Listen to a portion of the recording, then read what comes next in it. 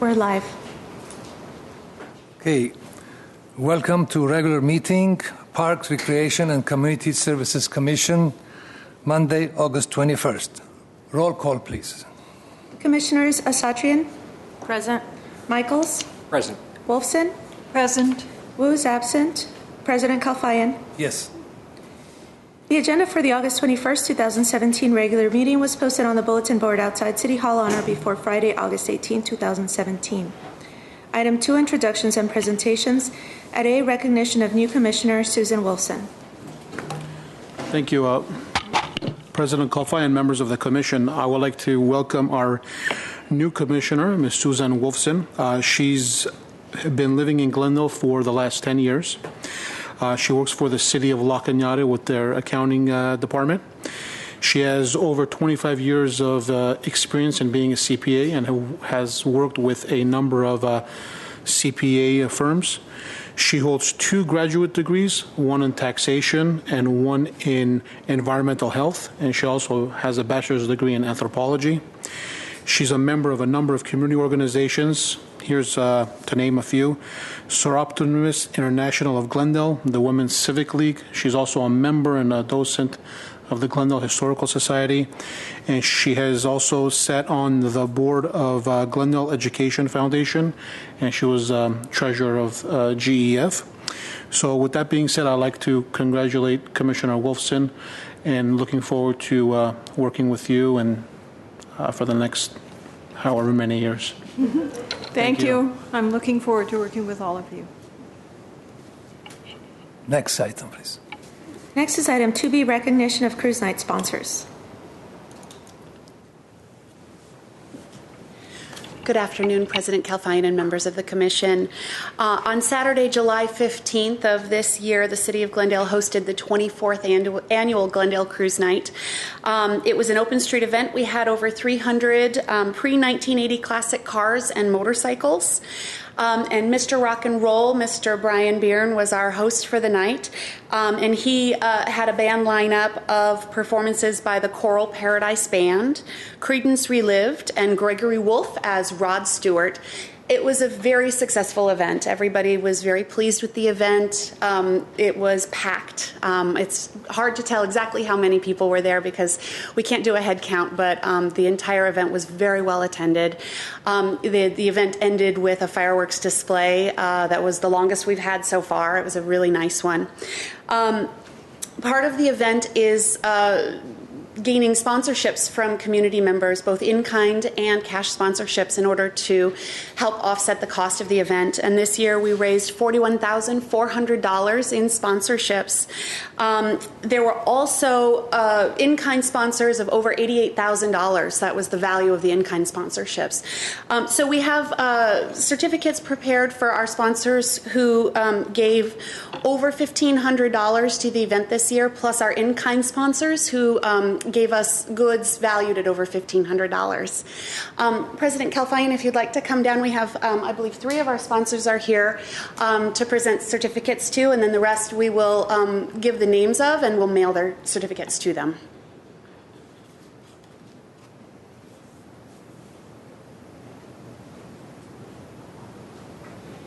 So our first sponsor that we're recognizing is Crescenta Valley Weekly for the in-kind sponsorship of the Cruise Night event.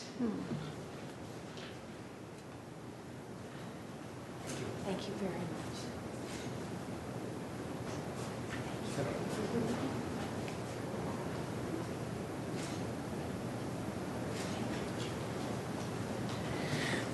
Our next in-kind sponsorship with a representative here is AM 870 for in-kind.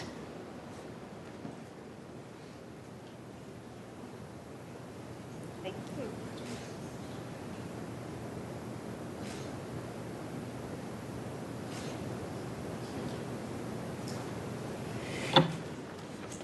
Okay. And our third sponsor here in attendance today is from Envy Auto Network. And this is for a $1,500 cash sponsorship. Thank you so much.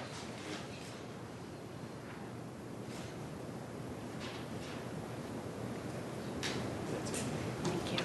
Thank you very much. I'll list the rest. The remainder of our sponsors were unable to come today, but we'll mail their certificates to them. We had in-kind sponsorship from McGuire's, in-kind from K-Earth, an in-kind sponsorship from KNX, an in-kind sponsorship from the Daily News, an in-kind sponsorship from KABC 790. Pacific BMW sponsored us for $1,500. Mobile Wash was a $1,500 sponsorship. The Los Angeles Federal Credit Union for $1,500. Glendale Water and Power for $1,500. The Glendale Police Officers Association for $1,500. Forest Lawn, all of these gave $1,500. Capital One as well. The California Dental Group, Blood Lubricants, ABC 7, and the Glendale Management Association gave $1,000. We're recognizing them here as well as part of our city organization. So that is a brief wrap-up of our Glendale Cruise Night event. I'd be happy to answer any questions you might have about the event. Thank you. Thank you Good very job. much. And thank you for the sponsors. Thank you.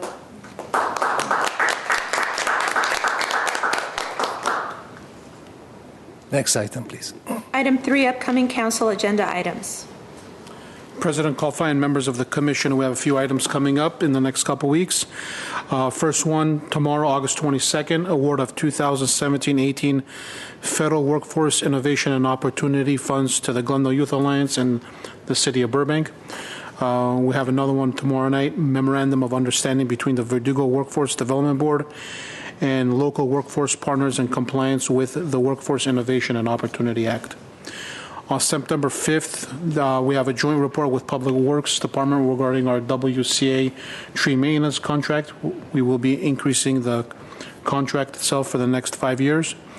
And then another joint report with Public Works Department on the Glorieta electrical upgrade and irrigation project. Okay. Any questions? Okay. Next item, please. Next, we have item 4, commission staff comments. Yes, I have Commissioner Sturian. I have a request for a report on the Camp Rosie that currently sits with the Commission on the Status of Women. This was a wonderful program that the Commission implemented many years ago. I believe at some point the program was moved over to Parks, but back to the Commission on the Status of Women. My understanding is that there were some issues with the program itself serving only girls. I'd like to see a report from the Commission on the Status of Women, particularly on their plans for the program, and if it's possible for us to see opportunities for us to partner with community organizations to bring back that program, and if staff recommends for that program to actually be done through the Parks and Recs Commission.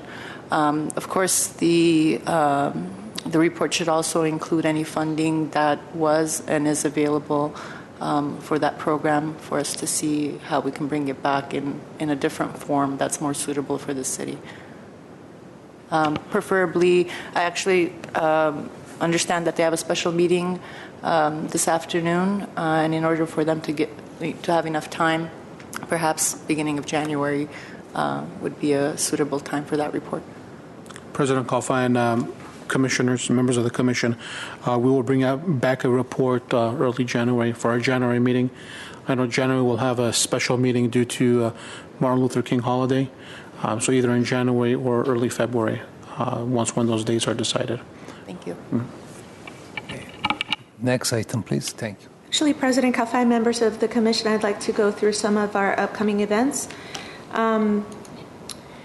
Contract class registration began today, and the Fall Leisure Guide is now available online. The Employees of Tomorrow Luncheon and Award Ceremony is taking place on August 23rd from 11:30 a.m. to 1:30 p.m. at the Legacy Ballroom.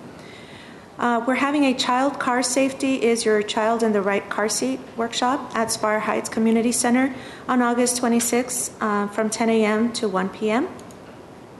Club Maple is having their farewell to summer barbecue at Maple Park Community Center on August 31st from 5:30 p.m. to 9 p.m. We have a tea night out at Pacific Community Center on September 1st from 5:30 p.m. to 9 p.m. Coyote Campfire program is taking place at Dugmajan Wilderness Park on September 2nd from 6:30 p.m. to 8:30 p.m. We're offering a Parents' Night Out at Pacific Community Center on September 8th from 6 p.m. to 12 a.m. Riverwalk Workday will take place at Glendale Narrows Riverwalk September 9th from 8 a.m. to 12 p.m. Friday Night Lights at Verdugo Skate Park on September 15th from 5:30 p.m. to 8:30 p.m. We have another tea night out at Pacific Community Center on September 15th from 5:30 p.m. to 9 p.m. We're offering a college financial aid workshop at Pacific Community Center on September 15th at 6 p.m. And we have a Wilderness Workday at Dugmajan Wilderness Park on September 16th from 8 a.m. to 12 p.m. And Street Food Cinema is showing The Princess Bride at Brand Park on September 16th from 5:30 p.m. to 11 p.m. And we have a Motosenki tea ceremony at Brand Tea House on September 17th from 10 a.m. to 12 p.m. And then we're back here for another Parks, Recreation, and Community Services Commission meeting on September 18th at 2:30 p.m. And for more information, the public can call 818-548-2000 or visit www.glendalecA.gov/residents/calendar. Thank you. Next item, please. Next item is item 5, oral communications. I don't have any cards. Item 6, consent items. A is approval of the minutes of the commission regular meeting held on May 15, 2017. We have a motion to move it. I'll move the minutes. I'll second. Commissioners Asatrian, Yes. Michaels, Yes. Wolfson abstains. Abstain. Wu is absent, and President Kalfayan. Yes. Item 7, reports, information only at A1 Glendale recap.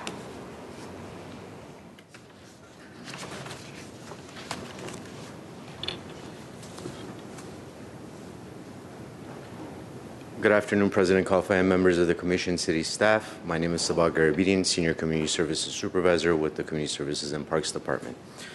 I'm going to be presenting or giving you a recap about our One Glendale After School Youth Sports Program for the 2016-17 school year.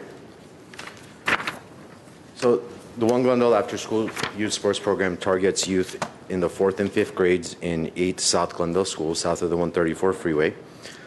It's an opportunity for these participants to participate in after-school programming in terms of recreation and sports. For most, it's the first time they're being introduced to organized sports and participating in teams.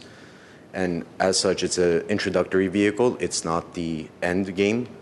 It's more of an introduction for these participants because they haven't had the opportunity to participate elsewhere.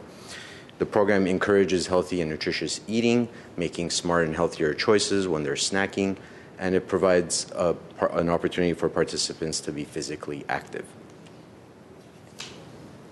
The benefits of the One Glendale After School Youth Sports Program is to promote various skills in terms of leadership, teamwork, building confidence and coordination. Participants we've seen over the 2 years that the program's been operating, participants are improving their grades. It also helps reduce juvenile crime because we're keeping these kids active after school until 5 p.m. It promotes healthy lifestyles, as I mentioned, and we also offer a nature education component that these kids would otherwise not be able to participate in. And we'll get more on talk about more of this component briefly. The program has some partners and sponsors. Our main partner is Glendale Unified School District. Our sponsors include Dignity Health Glendale Memorial Hospital, the Glendale Parks and Open Space Foundation, the Healthcare Foundation at Glendale Adventist Medical Center, Kaiser Permanente, Glendale AYSO Region 88, and soccer stores. All of these organizations contribute to the program in one way, shape, or form. So the program details. The schools, as I mentioned, are 8 schools in South Glendale: Cerritos, Columbus, Edison, Jefferson, Mann, Marshall, Muir, and R.D. White. The sports that these students participate in is flag football, volleyball, basketball, and soccer. And the way we do this is each sport has an 8-week season. So after 8 weeks of flag football, we have a championship day, and then we move on to the next sport. Like I mentioned, the Glendale Outdoors Nature and Go program Nature and Education component is there. So once each season, participants will come to Pacific Community Center, take a bus, go to Duke-Majan Wilderness Park, participate in the nature activities that we have at that park, and then come back to Pacific. And then we have the nutrition and health component as well, where Glendale Adventist Medical Center talks and does a nature education seminar. They do a before the program and after the program testing on what the kids are preferring to eat, whether it's snacks, what types of drinks they prefer, water, soda, juice, that kind of stuff. Here are some of our teams. And GUSD is a partner of ours, and what we do is we use GUSD school sites for practices. So the program runs 4 days a week, Monday through Thursday. On the day that the kids don't have a game, they're actually at their school site practicing for the upcoming game. So if they have a game on that day, we'll bus them to the game location, whether it's Pacific Community Center, Maple Park Community Center, or Columbus Elementary School, depending on the season and type of sport, and then we'll take them back. At each school site, the principals are responsible for recruiting the participants. ELP, an after-school program for GUSD, provides training to our staff, and we try to keep it consistent with what GUSD does in terms of checking in students, how to address behavioral issues, and then checking out students and that kind of stuff. And then GUSD Nutrition Services, new for the 16-17 school year, we added a nutritious snack Monday through Thursday as a part of the program as well to help kids hold them over until they get home for dinner. So the Glendale Outdoors, the GO program, nature education component, like I said, they come to Pacific Community Center one Saturday of the season, of each season. They get bused over to Duke-Majan Wilderness Park. They participate in various nature activities and games. They go out on a nature hike, and then we bus them back. So games are held, like I said, at Maple Park, Pacific, or at Columbus Elementary Schools. Games start no later than 3:30, and game days are usually Tuesdays or Wednesdays. There are times where we'll have to double up and we'll offer an additional game day on Monday and Thursday of that week to fit whether a holiday break or something along those lines to make the seasons work out. All teams play once a week. All players must play in every game, and depending on the sport, we'll split the teams into two. So for flag football, we have one team from each school. For basketball, volleyball, and soccer, we split the teams into two. That allows us more playing time opportunity for those kids in the mandatory playing time rules that we've instilled into the program. Parents pick up at school sites. So if a parent wants to come watch their kid's game, that's great, but the parent still needs to go back to the school site to pick them up, and that's because we want the kids to travel together to and from, and we feel that's an important part of the team building experience. And then each season concludes with a championship day, like I mentioned, where we have a consolation game and a championship game. So how we measure outcomes. Students undergo 3 agility tests each season, during each season. So we do a pre-test at the start of the season and a post-test after the season. And the agility tests basically measure their side-to-side movement, their lateral movement, their acceleration and deceleration, and their ability to move, change directions. There's 3 of them, and then what we do is we time them. So if a participant's time improves during the course of the season, we're automatically assuming that their ability to conduct those agility tests has also improved. That means for whatever reason, they're performing better. The Health Fair Foundation, like I mentioned, provides our nutrition component. They also come and weigh each participant, and based on their weight and height, we do a BMI calculation. So before the program begins and after the 8-week session is over, we compare their BMIs, and all that information is kept confidential. We don't share it with the kids or the coaches or anything along those lines. It's just for our statistical purposes. The nutrition classes we already talked about, and basically one practice towards the beginning of the season, they'll come and talk to the kids about, don't eat necessarily potato chips or Flaming Hots or something like that. Choose like carrots or celery or something along those lines. You don't really need Gatorade. You could drink water instead. You don't need to drink soda with your lunch, or when you're at home, you could drink something else. And basically what we'll do is we'll survey the kids before and after and see, are they choosing healthier options? And then at the end of the program, we also do a parent survey, and we ask the parents how the kids are doing in terms of their behavior at home or if their grades have improved. So here's some outcomes that we found. 87% of the participants have improved their games while they're in the program. 88% of the participants are eating more fruits and vegetables.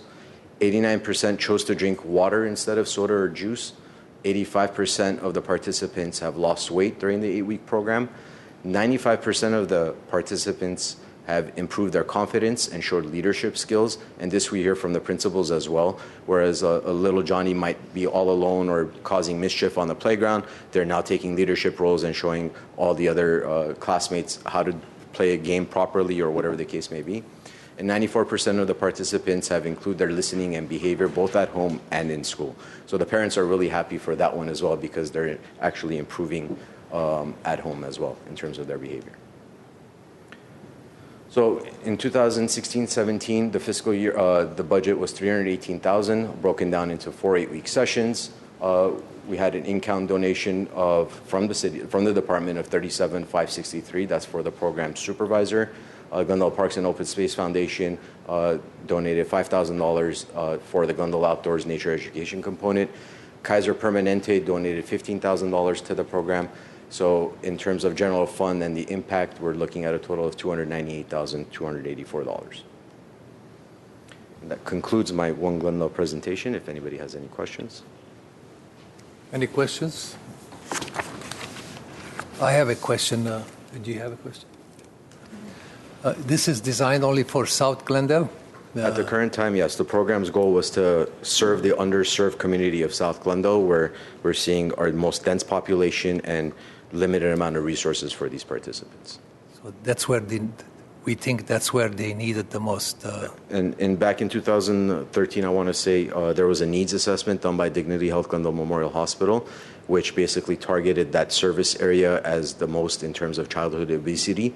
And based on that needs survey is where the program was developed. About the rest areas, what do they do? Do they have programs on their own, or? The rest of the areas, the Schools. department doesn't offer programs, but we know that there's opportunity for them to participate in such programming. And Mr. Bulanikan would like to chime in, so I'm going to let him. President Kalfai, members of the commission, the schools in the north end of the city, Glendale Unified, they do have their after-school programming. They have their recreation programming. But what we've noticed is most of the students in those areas are already committed to sports. They've registered in, let it be AYSO, club teams, Little League teams, and so on. So what staff worked on when we met with Glendale Unified, the Glendale Unified administration, basically needed some type of after-school sports, organized sports programming in South Glendale. So as you recall, the first year we did have the pilot program at 4 elementary schools. We saw that it was a great program, a lot of positive comments with the parents, teachers, and the kids. So we expanded it to additional 8. We hope in the coming years we do expand it to a few more schools, but right now we're taking baby steps to expand. So we're taking baby steps due to our staffing being limited to those hours of the program operation. We don't charge anything. There's no charge for Completely free program, Commissioner Kalfan, President Kalfan, with the exception of the soccer season where we may ask the participants to provide shin guards and socks or shin guards and cleats. Everything else is free. We provide the uniforms, we provide the jerseys, snacks, everything we've handled through GUSD. So. And this program is helping, excuse me, they improve their grades. How does the program relates to the improving the grades? Well, President Kalfa and members of the commission, what we've noticed is a lot of the teachers are using this as an opportunity, as a carrot for the participants. So if a participant is underperforming in the classroom, what the principal and our basically encouragement, what they're telling the kids is you're not going to be able to participate in this week's game or anything along those lines. And it's become a carrot where the kids want to improve their grades or have to complete their homework assignments for them to be able to participate in the upcoming practice or in the upcoming grades. So that's how we're seeing the participation or the grades improve. In terms of weight and nutrition, we're seeing a lot of kids say, well, I want to watch what I'm eating or I want to eat less over the weekend so that I could perform better and not let my teammates down. Good job. Question, comment.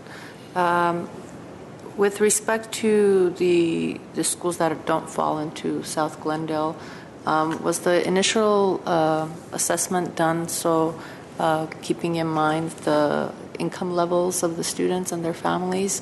Is that something that we can possibly look into for the future if the staffing needs are met and we have the opportunity to grow that, but to really not just look at geographic areas, but to look at the number of students that we can service that come from low-income families or their income levels are at the same levels as somebody that would be living in South Glendale. Yes, we can look into that. Thank you. I just wanted to ask a couple of questions. One is, have any of the students participated in both years? So, President Kaufman, Commissioner Wolfson, yes, we have had some students participate in 2 consecutive seasons. The program is actually going to start its 3rd season. So whoever participated in 4th or 5th grade in the first year is now basically out of the program. But we have had some repeat students. Sometimes, depending on the school, we'll see students participate in all 4 seasons as well. So it's not necessarily that it's one and done. And then some schools, based on the number of kids that are showing interest, they'll alternate and say, well, if you participated in flag football, as much as we would like for you to continue, we're going to give somebody else the opportunity for volleyball or soccer. And it's basically up to them. But yes, we've had repeat students. And also, how do the principals decide who they're going to recruit?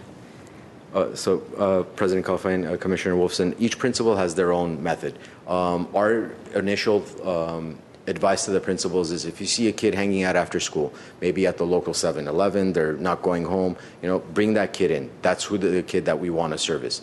If you see a kid that can use it because they're borderline diabetic, they have weight issues, they're not performing in terms of physical education, bring those kids in. If you're seeing kids that aren't really participating during the recess or the lunch program in terms of games or anything on the field, but they're really not doing anything else, bring those kids. Those are the kids we want to serve. Same with behavioral issues. Some of these kids that had major behavioral issues visiting the principal's office on a weekly basis or daily basis are not frequent visitors anymore. So those are the kids that we've initially told the principals to target, and once they run out of those options, or if they know that a participant has access, they're in Little League, they're in AYSO, they're in club soccer, they play flag football, well, the program isn't really designed for them. The program is an introduction to sports and recreation and organized sports. So if that person could afford it or whatever the case may be, not necessarily bring that person on board because technically that person would sort of be a ringer. What we're looking for is that first-time student. And that's how we've told them to go out and recruit, and that's the students we get. Thank you. I think it's a good program. I wish we can expand it to the other sides of Glendale. Next item, please. Next, we have item 7B, Maple Park Community Center Annual Report.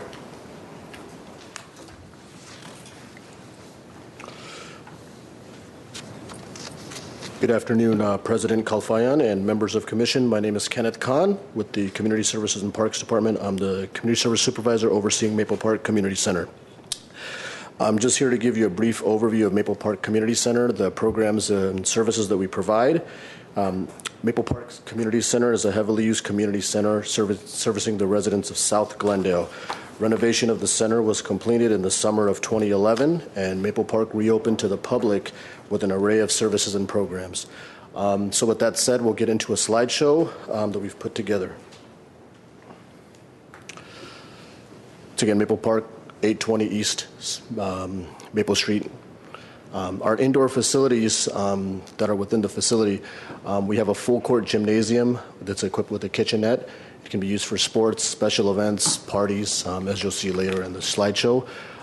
2 large meeting rooms equipped with tables and chairs, video setup, and so forth.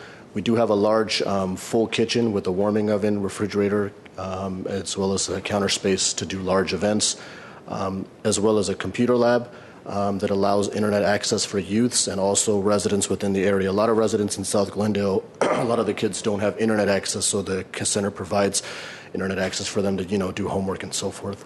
As well as a recreation room with hockey, foosball tables, ping pong, and a gaming station for youths to come after school. That's a shot of our gymnasium, beautiful full court gym. This is probably the most popular part of the building. Our computer lab, we have 15 stations, all with internet access. A lot of kids come here after school, to do homework or just to kind of unwind. Our meeting room that we have, this room has a capacity of 75. We use it for a lot of different events. On the weekdays, we have our day camp here in the summer. On the weekends, we transform the room, as you'll see, to do birthday parties, baby showers, and so forth. So that's our recreation room for the local youth within the area. That's that same gymnasium that you just saw. So I know it looks like the Hilton Hotel, but we do a lot of different events, and we may really transform it. That's that same meeting room that you saw. So I know it looks different, but we also have parties. I think that was a Sweet 16 that we had.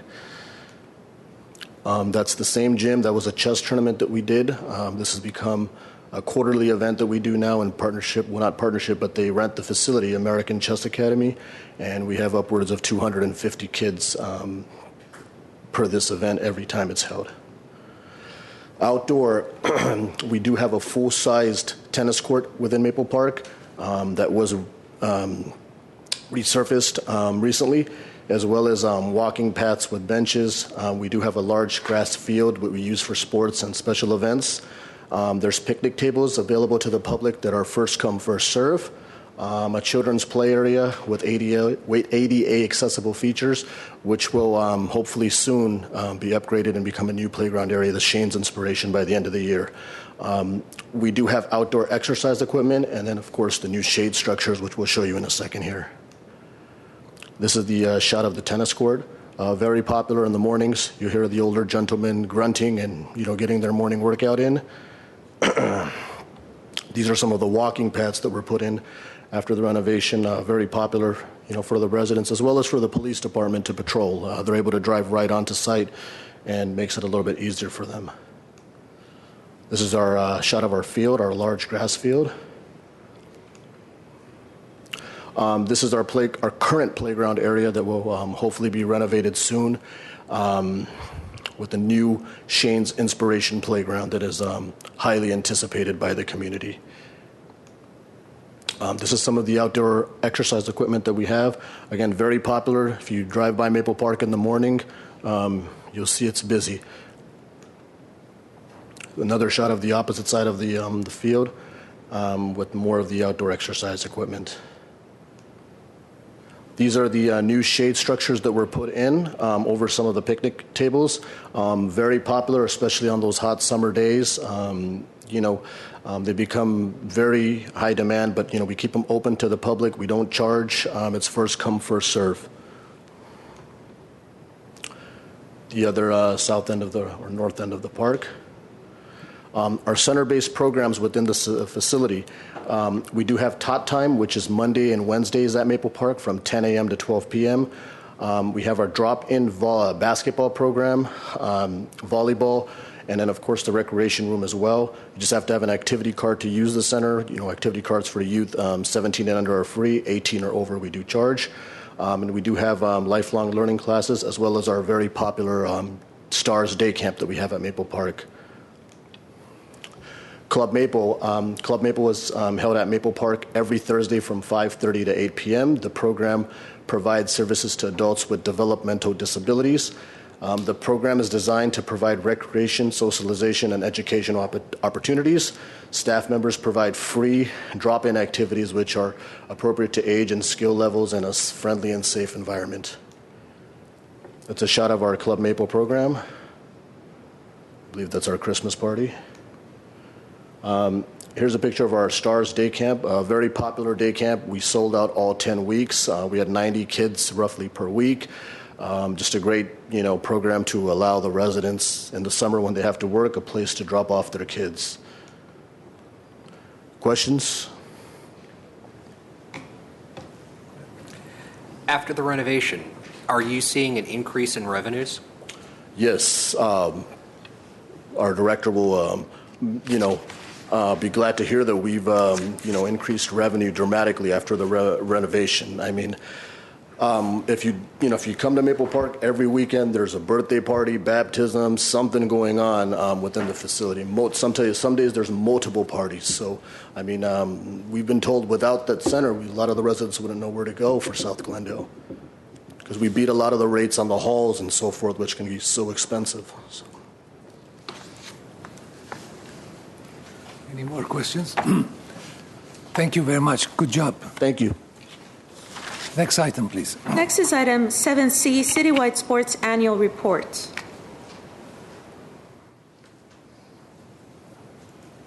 Good afternoon again, President Calfine and members of the Commission.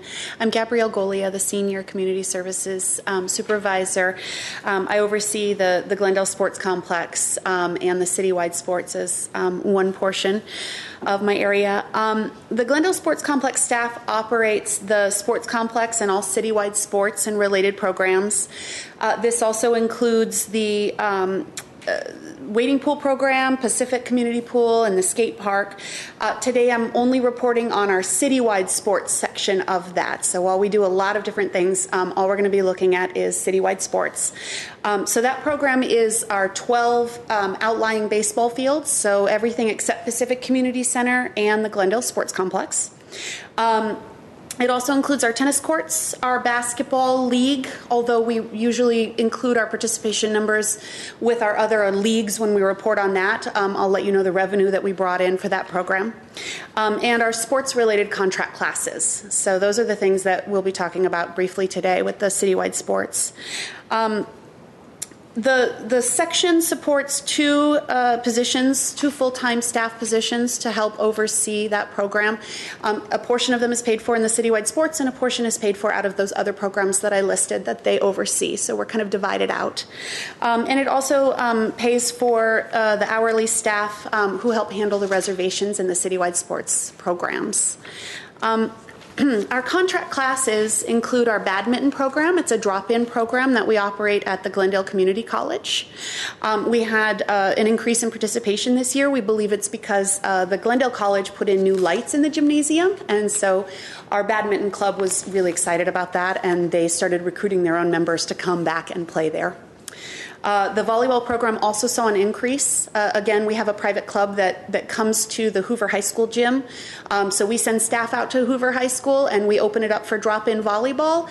And the club participants do their own advertising and bring people in. So we believe that the increase over there was also due to club advertising and bringing their own participants in.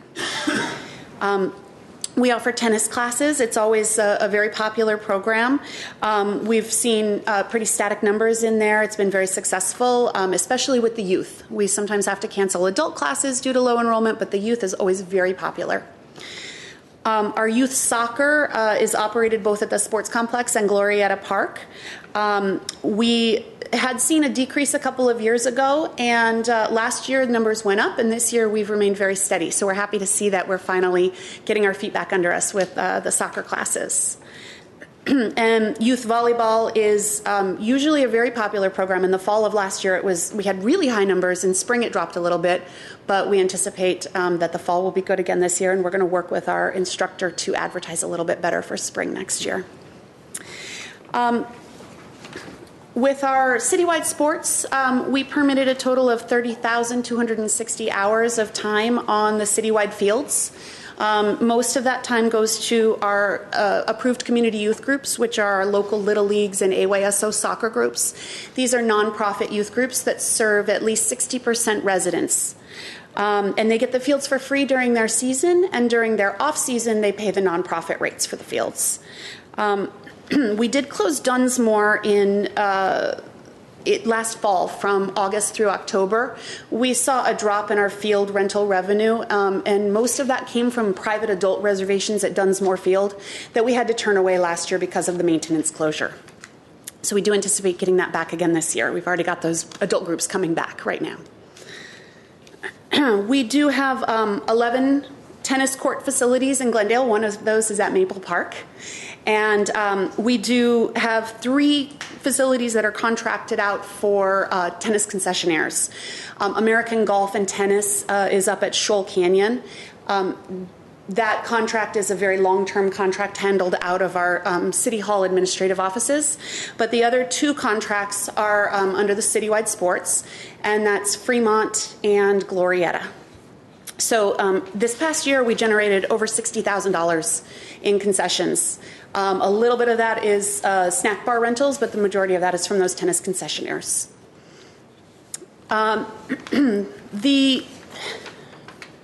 The citywide sports account is operated at a deficit. The department realizes that there are some programs and some operations that are important to serve the public. So we operate these out of the special revenue fund, and programs that are generating a profit are supporting those. So the Glendale Sports Complex budget does support, or revenue does support, the operation of the citywide sports. Our losses have been decreasing over the years, so we're getting better. But this program is budgeted to operate at a loss. I'm happy to answer any questions that you might have about our citywide sports programs. Go ahead. One question. Yeah. I noticed that the loss went down in 16-17 compared to 15-16, but the rentals were lower in 16-17, so I was kind of wondering how that happened. Our expenses went down. We did have fewer expenses, so our loss was smaller. Most of those were in salaries and benefits. We had a lot of savings in both hourly and some of the full-time salaries and benefits. Thank you. Mm-hmm. Any more questions? Has the city's healthy eating initiative contracts come in with the concessionaires yet? Our concessionaires at the tennis courts don't serve food, and they're actually the only concessionaires that we have. The snack bars with the youth sports leagues are under rental, so the youth leagues that are using the field as their home field rent out the snack bar during their season in order to generate a little bit of revenue for their leagues. Under that policy, they're not required to offer healthy snacks. However, we did work with Glendale Adventist to come in and give them the information in order to help them to make choices of selling healthy foods. I know the concession revenue, the vending machines are a small part of that. Have the vending machine contracts come into play yet? Oh, no, I'm sorry. President Kalfayan, Commissioner Michaels, no, the new contracts have not come into play. I know that the commission reviewed those contracts and approved some healthy initiatives as part of the vendors, but that has not come through yet. I think it's sometime this year, but I don't remember exactly what date. We can bring back an update as to when those new contracts will go into play, but I believe they haven't started the RFPs yet. It's handled by the Public Works Department, so we'll follow up on that. Any more questions? Thank you. Thank you. Next item, please. Next on the agenda is 7D, Section Activity Reports at 1 Workforce Development. Good afternoon, President Kalfayan, members of the Commission. My name is Judith Velasco. I am the Workforce Administrator of the Community Services and Parks Department. Our section administers workforce funds directly received through the Department of Labor, and I'm happy to provide an activity report of 3 updates we have in our section. The first update is regarding the Workforce Innovation and Opportunity Act, WIOA for short. So under WIOA, we are required to basically comply with the new workforce law and make sure that we complete certain milestones, which we did this last program year. We finished the local and regional plan, which was a requirement, involved all of our partners in the community, and that we were able to submit successfully to the State of California Employment Development Department. We also completed what's known as the Career Services application. So currently, under our section, we administer the Verdugo Job Center, and we were required to submit an application to continue to administer career services. So these are services we provide directly to the public, those looking for employment, and also employers looking for qualified employees. We completed what's known as the Memorandum of Understanding, an MOU, with all of our required partners.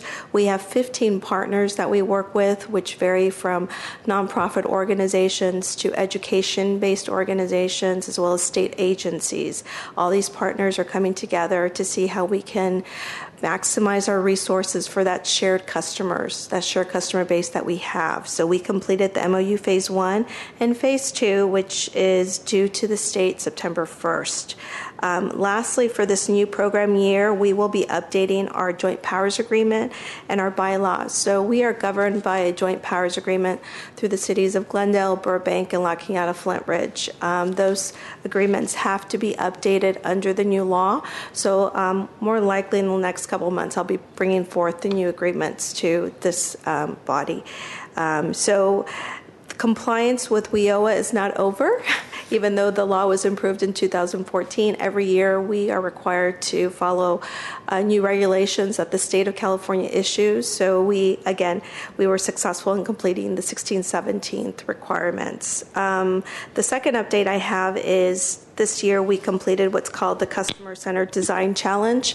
And basically the Department of Labor, which is our main funder, they asked all the workforce boards basically if they wanted to do more work and have their staff participate in an innovative way to provide services to their customers. They asked boards who wanted to volunteer and participate to bring together a team of partners, staff members, to see how we could better improve our services to the community. So we decided this year to participate in this challenge, and the team was called VIVID, Verdugo Integrated Visionary Innovation Design. We love acronyms in our system, so that's what the team is known for. Really, the purpose of this team was to come together and through what's known as ethnographic research to really step in the shoes of the customers and go exactly through the process a customer would go to access our service. So we videotaped a staff going through our entranceway, talking to our reception, talking to our case managers to kind of document each step of the way what our process looked like. And it was really an eye-opener. And based on that particular research we did, we've decided we want to reinvent the front entrance of our facility, because that's the main hub of where all the information funnels through. So we're hoping to unveil the grand entrance later this program year. So we're excited about that challenge. And lastly, I wanted to report that we are again participating in the Glendale's Tech Week. This is the second consecutive year that City of Glendale will be hosting the annual Tech Week. And last year we hosted a job fair that was extremely successful at our location. This year we're also hosting a job fair, but it will be held at the Central Library. And we're excited because we've hosted job fairs in off-site locations and been very successful. So we're working with the library staff, the Tech Week committee to ensure another great year. We anticipate, or we hope for, the same amount of participants. We had over 350 individuals come last year, so we're aiming for the same amount. We had 25 employers in attendance. So the employers, some are included in the report, just a sample side: LegalZoom, CBS Radio, USC Keck School of Medicine. Some of them are not your true traditional tech companies, but they have tech positions within their companies. So we're still reaching out to employers who want to participate, but again, we're also hoping for a very successful second time around. I'm happy to answer any questions you have about our workforce section. Any questions? Good job. Thank you. Thank you. Next item, please. Next is 7D2, Human Services.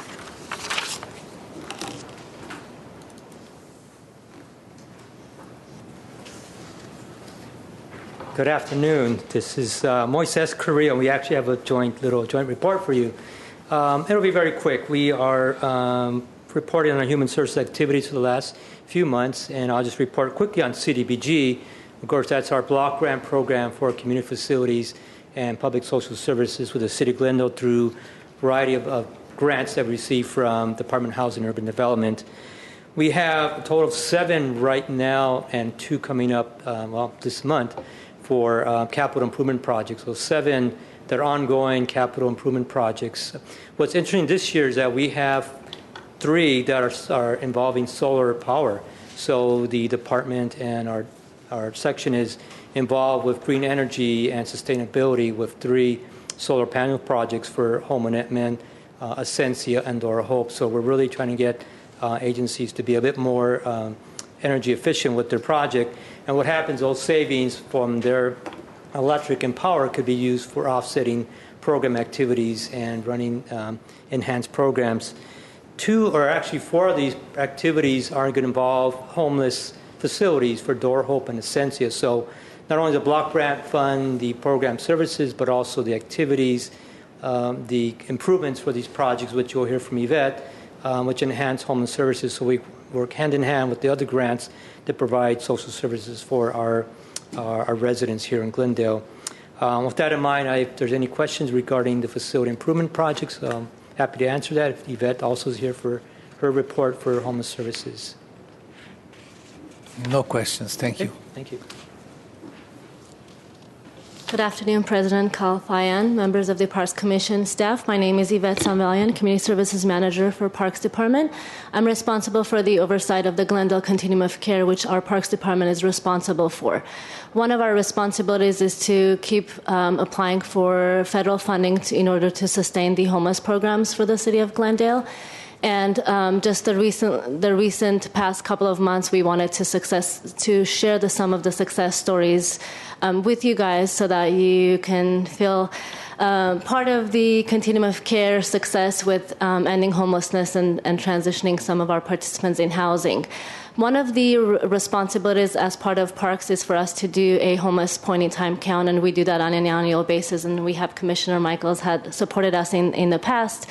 And some of the clients that you were able to actually survey this last January, Commissioner Michaels, I wanted to let you know they have successfully transitioned into permanent housing. So City of Glendale receives funding about $2.3 million on an annual basis, and we work with our nonprofit organizations to run the homeless programs, Ascensia, Salvation Army, Catholic Charities, Door of Hope, and some of those are our critical agencies that support with our programming. One of the new recent developments with the city's Parks Department is that we have been working closely with our Glendale Police Department, implementing the police officer who's assigned to our homeless outreach team. And we were able to successfully, with our Glendale Police team, with the city's outreach case manager and our nonprofit organization's case management team, to take our services out on the streets and conduct the intakes and assessments on the streets and work with them with the transition to permanent housing. Within your report, you have several individuals that have been chronically homeless, probably for the last 2 decades in the city of Glendale. The challenge had been with the population is that some of them are mentally ill, substance abuse, or chronic alcohol abuse. And what the issue has been with them is that we have services in our offices or in our nonprofits. They're not able to get to the appointments. They forget.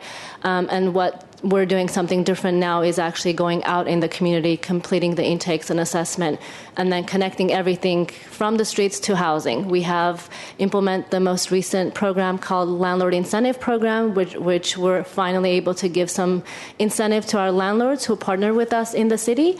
We currently have about 120 units that are scattered side where our formerly homeless folks are in housing and receiving case management. So through the Landlord Incentive Program, we're able to coordinate with the landlords so they can hold a vacancy for about 30 days in terms of the unit. But within that 30 days, we actually meet with the clients on the streets, complete the necessary paperwork, and walk the client through the housing process, getting them sign the lease agreement with the team and getting them placed in housing, and then working on getting all the other supportive services linked to the clients while they're in housing. That includes mental health services, substance abuse programming, and ongoing case management for our chronic chronically homeless individuals to sustain their housing and retain their housing once they're placed.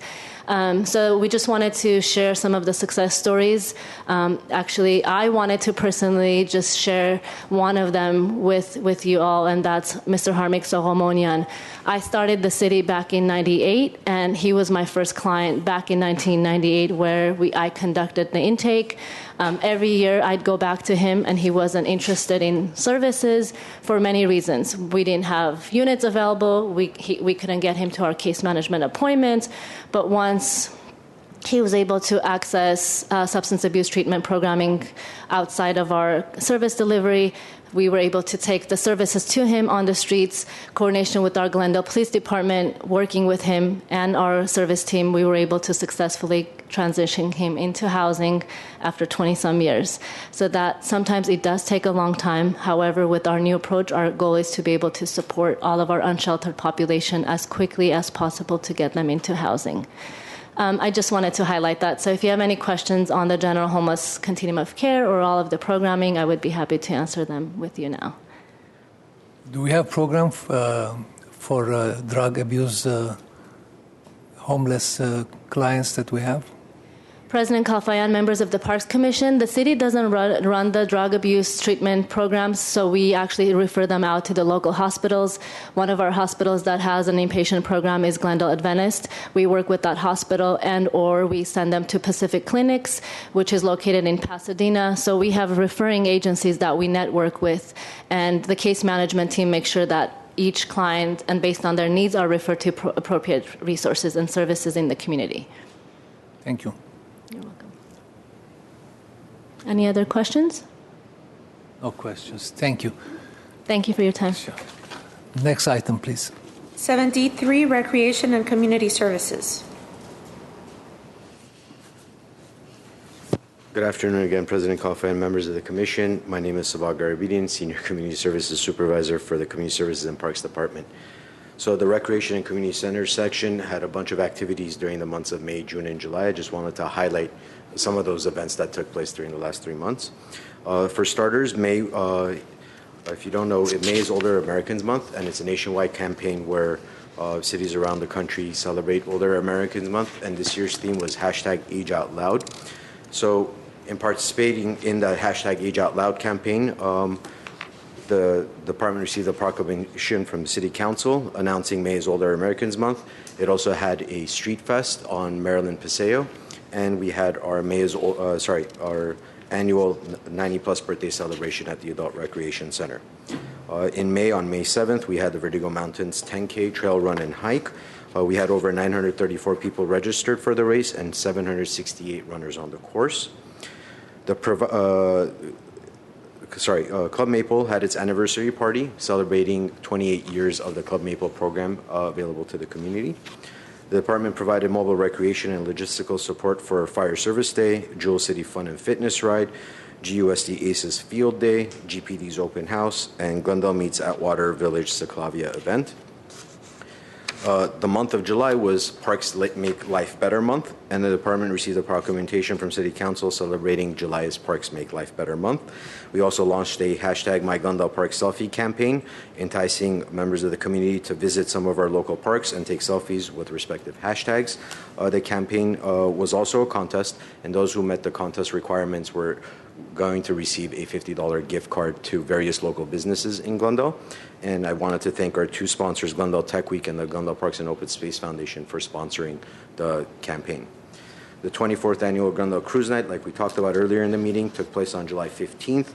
There were over 300 classic cars pre-1980, various vendor booths, live entertainment, and fireworks. The department obtained over $41,000 in sponsorships to help offset the costs of the event.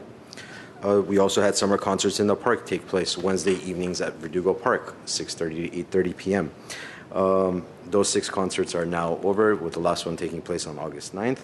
And the last concert was sponsored by the LA County Arts Commission and LA County Supervisor for the 5th District, Catherine Barger's office. And the last event I wanted to highlight was on July 27 at Pacific Community Center. We had our first ever Let's Play Day, where we took all of our day camp participants through various day camps that the city offers throughout the city and brought them all to Pacific Community Center for an afternoon of fun and games. And the kids got to hang out together all as one group. And that pretty much sums up our special events and programs. There's more. The full listing is in the report. I have a question about the cruise night. How much did we net from the if we have it ready?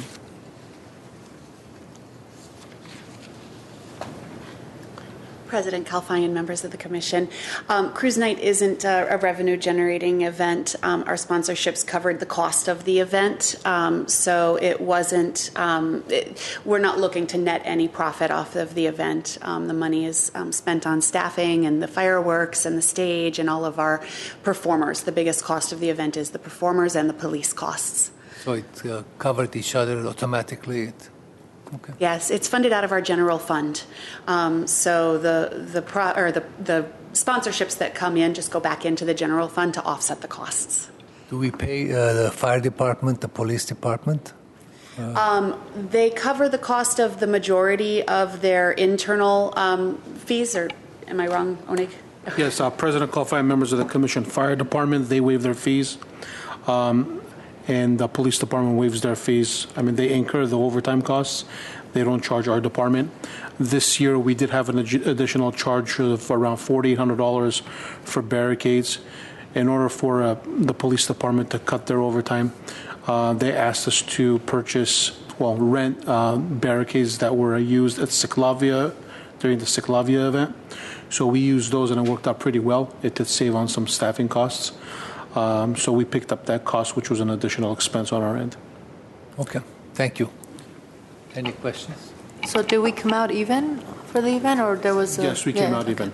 Usually, the last four years, we've been making a small profit between $3,000 to $5,000. This year, we came out even because we had those additional expenses. When we started, did we have a certain funds to spend from the general funds when we started this program, Cruise Night? When we started this program 24 years ago, it was funded by the redevelopment agency, about $98,000. The entire event would cost around $98,000. It was a much bigger event in terms of entertainment. Back in 2012, that was reduced when redevelopment was cut by the state. The Cruise Night event was cut down to $7,500 in 2012, and then in 2013 we were asked to fundraise, and since 2013 we're fundraising. So what happens is during the budget season we ask for $50,000 from the general fund, and then our revenue would offset the general fund budget. Yeah, thank you. Next, please. Next is 74, Park Services.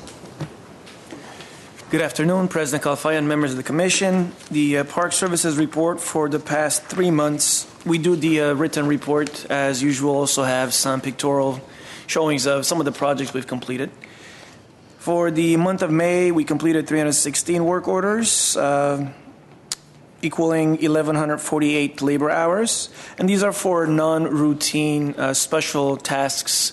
The general maintenance of the parks do not get captured in these hours and or work orders. They get captured on a routine-based 2-week sheet that we prepared for our staff. For the month of June, we've completed 208 work orders, total labor hours of approximately 860. And then the month of July, 214 work orders, approximately 672 labor hours. Some of the projects we'd like to highlight for you for this month. One of the major projects we concluded was the Babe Herman. This is an old picture of Babe Herman. It looks pretty reasonably well maintained. But over the past 2 years, the field was very heavily used, and it came to a point where the field was not recognizable as a baseball field. So this year we had to do the entire field, outfield and infield, replacing the semi-existing turf with new sod. Of course, the job starts with removing the existing turf, grinding, laser leveling, utilizing staff to identify the lines between where the turf needs to start, where the dirt area is going to be, and then bringing in soil. We export a lot of soil to level things. And once we prepare the entire field, we get a contractor to come in. They'll laser level to make sure we have a very flat surface that is level for safety as well as playability of the game itself. And once we identify the lines where the brake dust is supposed to be, as well as the turf, we call the contractor to lay the sod, and we have a picture of the sod installed. It is being rested until, I believe, next week, till the school gets back on it. For this year, last year and this year, we have an agreement with the elementary school next door. Because they're under construction, their children utilize this field for their PE exercises. Hence, it gets used now during the day as well as the afternoon when we have our normal schedule. And here is the field before we turned it over. As part of this as well, we replaced some of the old fencing, as you can see, and the dugouts and the perimeter. Some areas where the fencing was worn out, we replaced the fencing. And we're still waiting to finalize on this picture, the top, to cover it for safety for the children. Another project, we had some sod left over from that project. Why let sod go to waste since we have it ordered? We looked at Verdugo Park. There were a couple of picnic tables where, as you notice in this picture, over the years, the turf has worn out and has died down, has come down to dirt, and has a little lip between the concrete table, which can pose safety hazards. We utilized the sod from the leftover sod from that project, took it right across the street, and the picnic tables where they were had a little bit of a lip and didn't have any grass, we put the sod there, and basically didn't waste any turf. There were a number of projects at Brand Park. At the tea house, one of the tasks we do to keep the water, the pond's water clear, is we put in the upper areas water hyacinths. They actually help absorb and clean and filter the water that comes down from the waterfall that we have built. Staff has put in 300 to 400 water hyacinths to be able to control some of the debris that falls into the lower pond, where we have our main, our fish, our koi, and our turtles. And since we had done that, the water did clear out. We're able to see a lot deeper into the pond. And this is an ongoing challenge to keep the pond clear because of the UV rays and the amount of algae that it builds up. So stay tuned for future projects for the pond. Another one was at the former water fountain. We had some residents who are passionate about Brand Park. As a matter of fact, one of them is our park ambassador, helps us out, keeps us informed of issues that are going on, things he might see, along with his wife, the Webbers, and a couple of residents that always love Brand Park and want to make it look better, came with an opportunity and idea to renovate, removed some of the landscaping in that fountain, and they purchased the plants themselves to replace, and along with our staff, in conjunction with our staff, came through with a project to redo the planting, and here's what it looks like. A very lovely design, and we thank them for their efforts and their continued support of Brand Park. Another project was within the library. The perimeter of the library had a lot of vegetation. This one is a bit overgrown. It should not look like this. Hence, our staff came in, trimmed the shrubs down, trimmed the palm trees over there, and after it was said and done, pulled in some mulch to make it look as it should on an ongoing basis. City Hall, you may have seen some of these. Some of these projects date back to May and June. So bear with me if these are old and you've seen them and the flowers may be changing yet again because we're now into a new season. This was the Rosie's Garden. And in the past, we did not have this area mulched, and staff always had to go in with a hula hose to try and keep the weeds from coming in. Although this is a very bad reception of a picture, you may see it now. It blossomed after they took care of it and put in the mulch. It makes it look a lot cleaner, and it gave it a lot of color as well as the plants started flowering. We also do the perimeter, around these little tree basins. We put in some plants, and also at the entrance of the City Hall on both sides. And we'll be changing those seasonally. Maple Park, you heard a lot about. We went in and we changed the existing concrete picnic tables. A lot of them were worn down. A couple were broken. Hence, we did a count of how many we needed, and we replaced these old ones. Our staff removed them, and we hired a company to deliver and install. And there were 7 picnic tables that were brought in to replace the broken ones and the ones we had removed. Very carefully placed where they're supposed to go. These are very heavy tables. Once we drop them with the cranes, it would be very difficult to move it. Hence, somebody right back there you could see was measuring with his fingers how far deeper it should be into the shelters. But once the job was done, the residents were very patiently waiting to utilize it again. As soon as we finished, they jumped on. These tables have graffiti coating, proof coating on there, as well as you see those little notches. They're skate guards, so kids do not skate and damage them. And here we go of our friends at Maple Park using it. We did a lot of playground jobs over the summer. This is when we put in the playground safety 5-bar at South Verdugo Park. Here's one of the sites. We don't have the details to keep the 200 slides I had down to about 90 or so. Montrose Playground was another site that staff put in 5-bar. These are all done in-house, and we've shown you in the past of sites that we have a contractor blow in because of accessibility. Glen Oaks Park, we did 3 projects. One of them was resurfacing the tennis court, and if you notice the blue lines that kind of extend past the actual court itself, that is for pickleball. Pickleball community had requested additional pickleball courts. This was one site we identified, hence we had it painted on both sides of the tennis court. So we have 2 pickleball courts at Glen Oaks Park, as well as for the first time we actually resurfaced the basketball courts. And the basketball courts now have that special rubberized coating, so it helps with noise and playability too. And our residents love it when they actually look this clean and neat. They do. It's the truth. The playground at Glen Oaks Park was also, we put in 5-bar for safety. Nibley Park, again, we had tennis courts. We had a basketball court that was resurfaced, as well as the playground. Dunsmore, we did the tennis courts at Dunsmore. These are the new colors that we're using ever since the Fremont Park tennis court project that we completed. These have been our standard colors. I think they're USA Tennis colors that the users and the coaches that requested. We're sticking with the request of the community. Maryland Avenue medians. This is where the Maryland Paseo is. If you have been there, how they've blocked off on both sides of Maryland and it's become a Paseo. We had a request to redo the landscaping there. I don't have a lot of pre-pictures, but we went in, we removed the entire landscape in the DG areas. We had to redo the irrigation. We put in walkways so that people will not trample over the existing plants. They can walk right across because it is a Paseo. No cars will be traveling through here. Plants were selected and placed so they would actually give a very natural flow and character. And here is a completed shot of the project at one end. And this is the opposite end, I believe. And there were 2 medians in that little Paseo that we completed.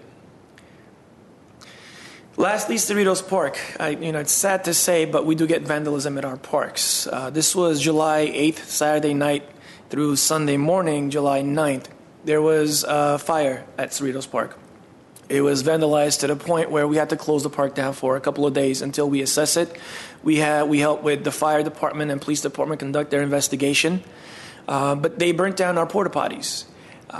Could have been a Molotov cocktail, whatever it was. They burnt our 2 porta potties that we rent for the summer, as well as a watering station. Summertime, since we opened the water play feature, it is very popular, and our existing restrooms cannot accommodate the amount of people that use the park, especially on the weekends. That's why every summer we have the porta potties. This year they suffered this disastrous vandalism. It literally melted everything down to the bone. And after some of the water flow from the fire department putting the fire out, collected at the end, we had to send our crews, get it all cleaned out. The fire damage was not too excessive. The building, we had building and safety inspected building. Structurally, it is sound. It just needs to have a very nice facelift. It was charred. The roof was charred. The soda fountain machine next to it was charred. But after we cleaned it up 2 days later, we opened the park.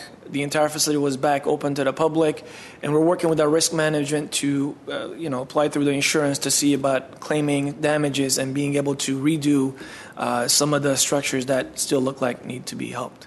And this is from the inside of the restroom. There was very little damage to the interior of the restroom, but we were able to open the facility 2 days later. Opened the restroom after building and safety gave us the thumbs up about it being safe for use. At the same time, we worked with our porta potty company to bring in new porta potties for the use for the summer. That concludes the presentation for the last 2-3 months. I'd be happy to answer any question you may have. I just want to know, do we have any complaints from the neighbors during the last few months? Any complaints? President Kalfayan, if there are any specific facilities that you have in mind, I'd be able to answer that. Generally speaking, the complaints from the residents would be the similar stuff, could be just the restroom needs to be addressed, or turf areas need to be mowing if somebody hasn't gotten to it yet. But overall, our complaints as far as our tracking is down, and we have not had the level of issues and concerns from the residents that we've had when some of the parks were being constructed. So those have subsided. Some of the changes we've made, for example, at Palmer Park with the lighting and the use of the courts and the use of the skate park, after with Mr. Blunikian's direction, change to 2 separate timers, and those lights go off at 8 o'clock now versus the rest of the park goes off at 10. It has alleviated all the concerns and issues that were raised for those. But general complaints that we get are minor issues that are handled immediately by staff. Do we have any accidents during the summer? Any in the park? Injuries or any accidents? President Kalfa and members of the commission, we do have minor accidents during our day camp program, or let it be drop-in programming during our soccer leagues, adult basketball leagues. We do have minor accidents, nothing major, but all our accidents are reported. We fill out a report and turn it into the admin office just for record keeping. Thank you. Any questions? I have a request. I think these reports are absolutely wonderful, and I was wondering if it would be possible for us to add a section about community outreach and education as it pertains to the programs and events that are coming up. I find myself wanting to ask about that particular section every time there's a report presented. And if it wouldn't be too much for staff to do that, I think it would be a great addition to the reports. But with that said, I think especially with all the things that we heard today and all the reports we heard, I really want to commend staff for doing such an incredible job, both with the programming, restoration, and upkeep of our parks, especially under the leadership of Director Bulanikian. Truly appreciated. Great work. Thank you. Mr. Graham. My apologies. President Kalfa and members of the commission, Commissioner Sadarian, thank you for the comment, but couldn't do it without the help of senior staff and the staff that's out there on the field day in, day out working and providing the programs, services, getting out there, answering calls 24/7. So without the senior staff and my mid-management team and my journey level employees, couldn't do it without them. So I thank them also. We can really tell, by the way, what a positive environment the department has and how well the staff really work together. And it's very evident during the meetings and the way that the reports are presented. So I felt like it was needed to be commented on. Thank you. Mr. Grant. Looking at the number of pesticide applications for the last few months, those have gone down. Is that related to the pesticide management program, or what is the cause behind that? Yes, President Kalfa and Commissioner Michaels, sadly we lost our pesticide applicator. He retired. We're in the process of recruiting for a new pesticide applicator. Hence, some of the numbers of the applications that have dropped is literally a result of losing a very good employee we had. He's going to be difficult to replace, but some of that is being handled by one of our licensed advisor, who is a park maintenance supervisor as well. Mr. Dennis Gaudenti is handling some of our pesticide needs, and we're contracting a lot of the work to our contract, CAS USA, who's our pesticide contractor. So we're passing those responsibilities on to a contractor until we recruit, hire, place a new pesticide applicator. We can take some of those tasks on. Thank you. I just wanted to also say I think that the parks are in great shape, and I've been going around and visiting them and just seeing how crowded they are and people using them, and really they look like they're in really good condition in all. So I think the staff does do a great job, and I also wanted to voice my appreciation. Okay, it looks like everything is positive at this time. Yeah. Do we have any other item? No, item 8 is adjournment. Okay, this meeting is adjourned. Thank you.